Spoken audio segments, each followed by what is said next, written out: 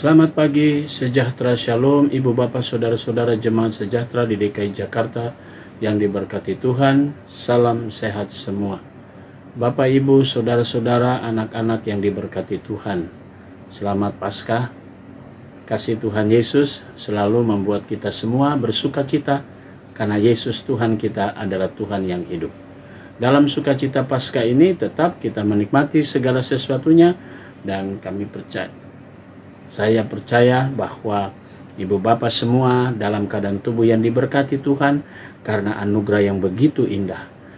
Pagi hari ini saya mengajak kita semua untuk kembali menghayati kebenaran firman Tuhan. Mari kita berdoa.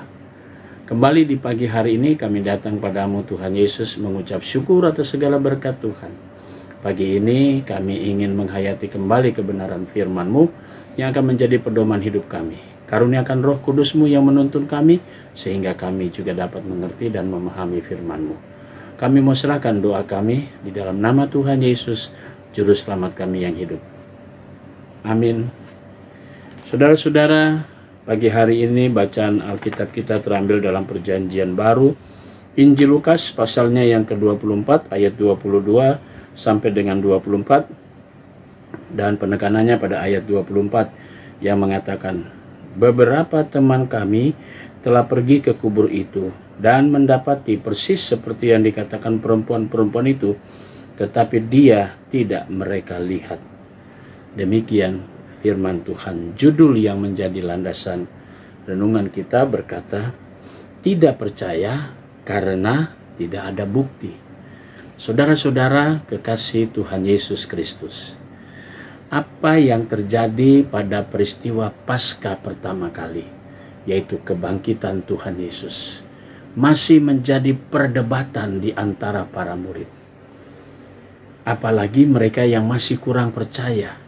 Maka semua kabar-kabar itu, semua berita yang mereka dengar, tetap mereka tidak percaya. Karena mereka ingin bukti. Mereka tidak mengatakan bahwa tidak ada sesuatu yang menguatkan dan meyakinkan mereka untuk percaya bahwa Yesus bangkit. Justru yang terjadi adalah mereka seakan-akan mengatakan kemungkinan bahwa perempuan-perempuan itu membawa kabar berita bohong tentang Yesus yang bangkit. Kadang kita juga harus menyadari kalau kita mungkin ada dalam peristiwa pada waktu itu dan melihat langsung, dan mungkin hanya beberapa orang saja, lalu kemudian kita menyebarkan. Dan banyak orang yang tentu masih meragukan. Apakah benar kabar Yesus bangkit? Nah saudara-saudara, sekali lagi, semua itu dikarenakan ketidakpercayaan para murid karena punya konsep yang berbeda. Misi Yesus datang ke dunia ini menyelamatkan semua umat manusia. Bukan soal dari belenggu penjajahan, tetapi dari belenggu dosa. Itu yang harus dipahami. Dan itu semua yang mengakibatkan mereka meragukan berita yang dibawakan perempuan-perempuan yang pada waktu itu dengan keberanian datang ke makam Yesus untuk kemudian memberikan semacam memberi balsam atau rempah-rempah pada tubuh Yesus. Justru merekalah yang kemudian mendapatkan berita bahwa ia tidak ada di sini lagi dan ia sudah bangkit seperti yang dikatakannya selama ia berada di Galilea.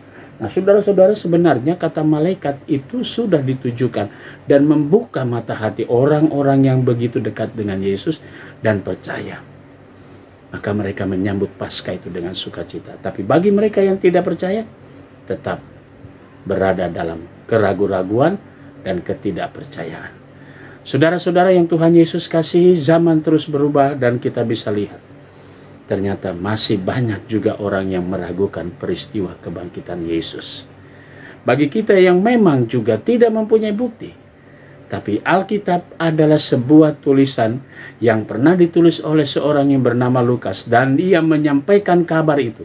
Setelah ia menganalisa semuanya, lalu ia mengambil satu keputusan dan kesimpulan untuk menulis cerita tentang Yesus dari semua mereka yang menjadi saksi hidup. Dan Lukas menulis, dan kini kita membacanya. Mari saudara, Kita semua percaya bahwa apa yang kita miliki dalam kitab Injil ini menyatakan Yesus adalah Tuhan. Teruslah kita kabarkan kepada dunia, supaya sekalipun saudara dan saya tidak pernah melihat peristiwa itu, tapi kita percaya karena kita punya tulisan dari para penulis Injil atau banyak saksi yang melihat, dan mereka kabarkan, mereka tulis dalam bentuk tulisan yang sekarang kita baca. Mari kita teruskan selama kita berada dalam dunia ini untuk mengatakan Yesus benar-benar bangkit. Amin. Mari kita satu dalam doa. Bapa di surga, segala puji syukur kami naikkan padamu. Pagi ini kami mau berdoa untuk jemaatmu GPIB Sejahtera di DKI Jakarta. Pagi ini kami mau berdoa untuk keluarga Bapak Nathanael Sembiring dan Bapak Hari Napitupulu. Tuhan berkati keluarga-keluarga ini dengan berkat-berkat Tuhan. Kami mau berdoa untuk jemaat Tuhan yang merayakan ulang tahun kelahiran. Kami berdoa untuk Ibu Shelly Wilminza Hetaria, Saudara Mateus Louhenapesi, dan Bapak Jati Susilo. Tuhan memberkati sukacita saudara-saudara kami atas pertambahan usia dengan segala berkat Tuhan. Kami juga mau berdoa untuk keluarga-keluarga yang merayakan ulang tahun kelahiran, ulang tahun perkawinan. Tuhan berkati Penatua Suman dan Ibu Supira. Berkatilah akan seluruh kehidupan mereka dalam segala hal. Tuhan Yesus memberkati. Kami juga mau berdoa untuk jemaat Tuhan yang dalam keadaan tubuh yang lemah.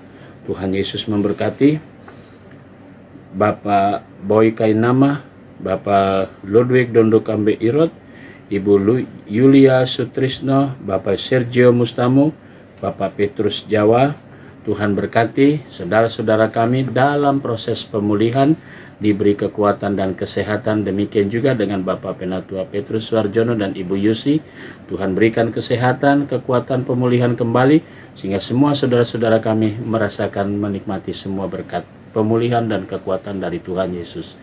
Kami juga mau berdoa ya Bapa di surga untuk pegawai kantor gereja, koster keamanan, bahkan juga kami berdoa untuk jemaat-jemaat GPIB dimanapun mereka berada, majelis sinode selaku pimpinan GPIB. Tuhan berkati segala unsur yang di dalamnya. Berkatilah keluarga mereka, berkatilah juga karya kerja dan pelayanan mereka.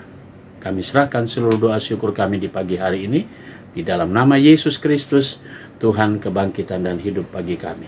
Amin. Selamat pagi, selamat berkarya. Tuhan memberkati saudara.